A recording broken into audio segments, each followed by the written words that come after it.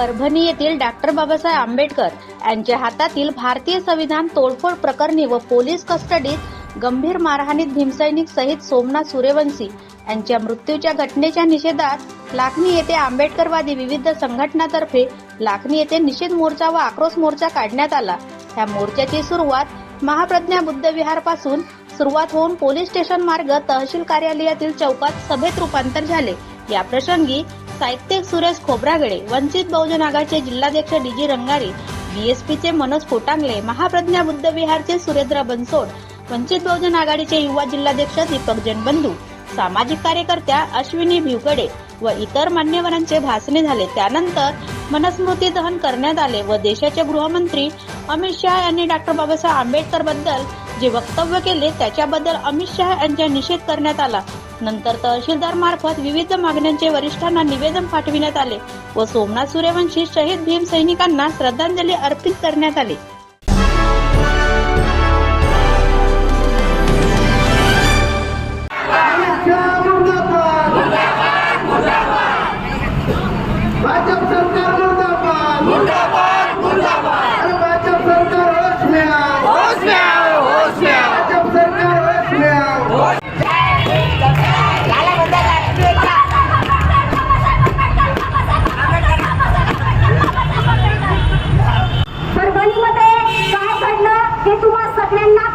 माध्यमातून माहीत झालेलंच आहे। त्या निमित्ताने आपण नागरीमध्ये सद्भावना रॅली सुद्धा काढलेली होती।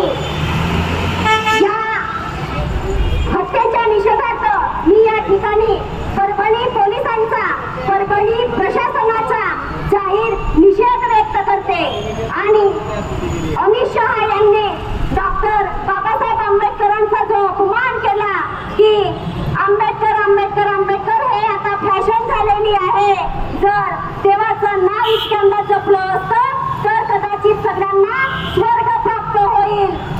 मी तुम्हाला सांगू इच्छिते बंधूंनो की अमित शहा यांनी 4दा बाबासाहेबांचं नाव घेतलेलं आहे, त्यांना निश्चित स्वर्ग प्राप्त होणार आहे। आम्ही तर खऱ्या अर्थानं जेव्हापासून संवैधानिकरित्या जगत आहोत त्या दिवसापासूनच आम्ही स्वर्गातच नांदत आहोत। आम्हाला दुसरा कोणताही स्वर्ग नको आहे। आम्ही स्वर्ग प्राप्तीचा सुख याच जन्मी घेतलेलो आहोत आणि आम्ही जिवंतपणे घेत राहणार आहोत। जेव्हापर्यंत संविधान आहे तेव्हापर्यंत स्वर्ग प्राप्ती आहेच आहे। फक्त ज्यांना संविधानाचं महत्त्व माहित नाही त्या लोकांना मात्र शिकवण्याची गरज आहे। या ठिकाणी मी जाहीररित्या सर्वांच्या वतीने या देशाच्या गृहमंत्री अमित शहाचा तीव्र आणि कडक शब्दात निषेध व्यक्त करते। आणि किती बेशरमपणा बघा, किती निर्लज्जपणा बघा, निर्लज्जम सदा सुखी असं म्हटलं जाते आणि या निर्लज्जपणाचं खरं उदाहरण म्हणजे या देशाचा गृहमंत्री अमित शहा, जो इतकं मोठं विधान केल्याच्या नंतरही देशाची आणि देशातील जनतेची माफी सुद्धा मागत नाही। अमित शहा लक्षात ठेवा, हा देश तुम्हाला कधीही माफ करणार नाही। हा इतिहास पुन्हा जेव्हा जेव्हा दोहरवला जाईल तेव्हा तेव्हा आंबेडकरवादी पेटून उठतील। बाबासाहेबांचा अपमान आम्ही कदापि सहन करणार नाही, संविधानाचा सुद्धा आम्ही अपमान कदापि सहन करणार नाही। आमचा संघर्षाची आमचा खूप जवळचा नाता आहे आणि या ठिकाणी आज जो लाखोच्या संख्येने भीम सैनिक या ठिकाणी उपस्थित झाला आहे, हा नेहमी संविधानाच्या आणि बाबासाहेबांच्या अपमान केल्याच्या विरोधात असाच उभा राहील आणि नेहमी असाच एकत्रित येत राहील। अमित शहाला या ठिकाणी मी जाहीर आवाहन करते, जर त्यांच्यात थोडीशी तरी शरम, थोडीशी तरी लज्जा, थोडीशी तरी माणुसकी बाकी असेल तर त्यांनी जाहीरपणे माफी मागावी आणि अमित शहा जर माफी मागत नसतील तर या देशाच्या प्रधानमंत्र्यांनी त्यांचा राजीनामा घ्यावा।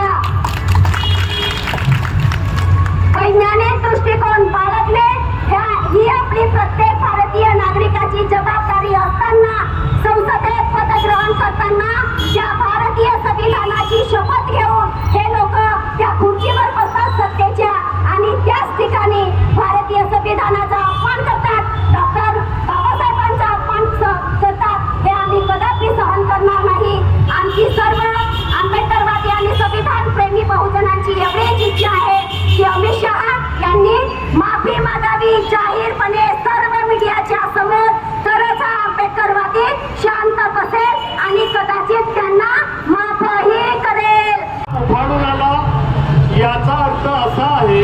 की तुम्ही ज्या पद्धतीनं 400 पारची घोषणा करत होते, ही 400 पारची जर घोषणा तुमची साध्य झाली असती तर बाबासाहेबांचं अत्यंत कठीण महाप्रयासातून तयार झालेलं भारतीय संविधान बदलवण्याचा जो प्रकार तुम्ही घडवून आणला असता तो निश्चितपणानं तुमच्या हातून घडला असता, परंतु ते तुमचं लक्ष तुम्हाला गाठता आलं नाही. बंधू आणि भगिनींनो, अशा पार्श्वभूमीवर आपण एकत्र आलेलो आहोत की आपल्याला अजून वर्षभर आणि परत 5 वर्षापर्यंत अशा कितीतरी घटनांचा सामना करावा लागणार आहे. म्हणून अशा परिस्थितीमध्ये आपण सगळे आपसी हेवे दावे दूर सारून मागे काय घडलं याचा विचार सोडून देऊन पुढे आपल्याला कशा पद्धतीनं मार्गक्रमण करावं लागणार आहे, समाजाचं ऐक्य, समाजाचं संघटन कशा पद्धतीनं बांधावं लागणार आहे याचाही विचार करून आपल्याला एकत्र येण्याची ही गरज आहे. बंधू आणि भगिनींनो, अजूनपर्यंत आमचे सोमनाथ सूर्यवंशी यांचे जे काही खुनी आहेत यांचा अजून पत्ता लागला नाही. त्याच्या संदर्भामध्ये, सोमनाथ सूर्यवंशीच्या संदर्भामध्ये काही लोक असं म्हणतात की हा आजारी होता, याला काही वेगळे आजार झाले, त्या आजारानं मेला. तुम्ही त्याच्या पाठीवरच्या खुणा पहा, त्याच्या पाठीवरचे चिन्ह पहा, त्याचा ज्या अमानुष पद्धतीनं पोलीस कस्टडीमध्ये त्याला अमानुषतेनं मारहाण करण्यात आली. साऱ्या जगाने हे सगळं चित्र बघितलं. आपल्या भारताचं नाव या पद्धतीनं जर ही मनोवादी व्यवस्था खराब करत असेल तर भारतीय संविधानाचं रक्षण करणारी ही जी सगळी मंडळी आहे या मंडळीनं लक्ष देणं फार आवश्यक आहे. आजच्या वर्तमानपत्रामध्ये लोकमतला मोहन भागवतांचं एक स्टेटमेंट आहे. मोहन भागवत साहेबांना मला हे सांगावंसं वाटतं. त्यांचं म्हणणं असं आहे की आर्य बाहेरून आलेले नाहीत, आर्य बाहेरून आलेले नाही आहे, ते भारतातलेच आहेत. मग मला त्यांना असा प्रश्न विचारावा असा वाटतो, कोणीच बाहेरून आलेले नाही असं त्यांचं म्हणणं आहे. बाहेरून कोणीच आलेले नाही आहे तर आमच्या देशामध्ये जो आदिवासी आहे त्याला आदिवासी असा आम्ही का म्हणतो, त्याला मूलनिवासी आम्ही असं का म्हणतो, कारण ते आमच्या देशातले मूलनिवासी आहेत. आणि या देशात युरेशियस सारख्या देशामधून जी काही ब्राह्मणवादी मंडळी किंवा जी काही ब्राह्मण मंडळी आली आणि आता हा जो इतिहास आहे हा इतिहास बदलवण्याचं जे काही कारस्थान सुरू आहे तर याचंही चिंतन आम्हाला तुम्हाला ह्या सगळ्या गोष्टी कराव्या लागणार आहेत. तर बंधू आणि भगिनींनो, काल परवा सगळ्यांनीच आता बाबासाहेबांचं नाव घेतल्याशिवाय चालणार नाही आहे अशी परिस्थिती निर्माण झालेली आहे. अमित शाह म्हणाले अंबेडकर अंबेडकर क्या कर रहे हो, इतने बार देव देव बोलते तो स्वर्ग मिलता 7 बार. मला हे म्हणावंसं वाटतं की डॉक्टर बाबासाहेब आंबेडकरांचं प्रत्येक पक्षातल्या नेत्यांना नाव घेणं गरजेचं झालेलं आहे. एकही पक्ष या आपल्या भारतात नाही आहे जो बाबासाहेबांचं नाव घेत नाही. ज्याच्या पक्षाच्या जवळ एखादा निळा झेंडा दिसत नाही असा कुठलाही एकही पक्ष नाहीये. याचं कारण असं आहे की डॉक्टर बाबासाहेब आंबेडकर यांचं नेतृत्व, यांची विचारधारा, यांची मूल्य विचारधारा आता प्रत्येकालाच अंगीकारणं ही या देशाची अत्यंतिक महत्वाची गरज झालेली आहे.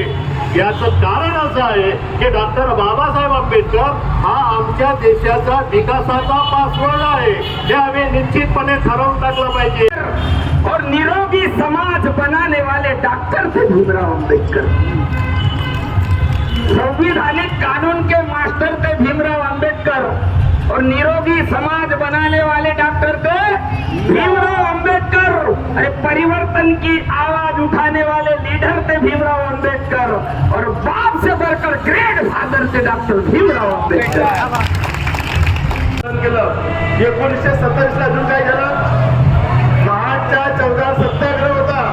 आठवते 19-20 मार्च 1927 ला महाडचा सत्याग्रह होता. त्या सत्याग्रहामध्ये बाबासाहेबांनी त्या तळ्याचं पाणी पिलं आणि तोच तलाव अदृश्य झाला. तर पाचला म्हणून ब्राह्मणांनी काय केलं, दुसऱ्या दिवशी काय केलं, गोबर म्हणजे शेत मूत्र ते सर्व पंचामृत टाकून ते शुद्ध केलं.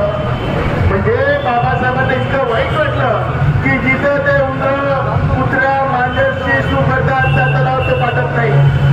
त्या तलावात मांजरी कुत्र सर्व शिशु करतात तो तलाव पाठत नाही. पण ह्या भारतातल्या सर्वात विद्वान माणसानं त्या तलावाच्या पाण्याला फक्त हात लावलं आणि म्हणून तो तळा पाठला असं सिद्ध तलावात काय टाकलं तर शेणमूत्र टाकलं आणि तो तलाव शुद्ध केला. ही जेव्हा बाबासाहेबांना गोष्ट होती म्हणजे बाबासाहेबांना अत्यंत वाईट वाटलं. माझ्या तिरस्कार करा, ठीक आहे, माझ्या तिरस्कार करा, अरे पण तो शेण गोबर टाकून आणि ते मलमूत्र टाकून ते तलाव शुद्ध आहे का? आणि हा राग बाबासाहेबांना होता. आणि म्हणून त्या मनुस्मृतीमध्ये अशा प्रकारचे वाक्य दिलेले असं शुद्धीकरणाचा प्रकार लिहिला आहे ती मध्ये स्मृतीच मी काढून टाकेन असं बाबासाहेबांनी निश्चय केला. आणि मग आपण पाहतो की महाडला अजून दुसरा संदर्भ आहे. ज्या शिवाजी महाराजांनी इथं रयतेचं राज्य उभं केलं त्या शिवाजी महाराजांच्या राज्याभिषेकाला इथं ब्राह्मण मिळाला नाही आपल्या महाराष्ट्रामध्ये. आणि मग त्या राज्याभिषेकाला ब्राह्मण कुठला नाव लागला? उत्तर प्रदेशातून गागाभट्टाला आणावं लागलं. डॉक्टर बाबासाहेब आंबेडकरांनी 25 डिसेंबर 1927 साली या मनुस्मृतीचे दहन महाड येथे केले होते. ज्यांच्या हातामध्ये मनुस्मृतीचे प्रत आहे त्यांनी आगीमध्ये मनुस्मृतीचे दान करावं. डॉक्टर बाबासाहेब आंबेडकरांच्या डॉक्टर बाबासाहेब आंबेडकरांच्या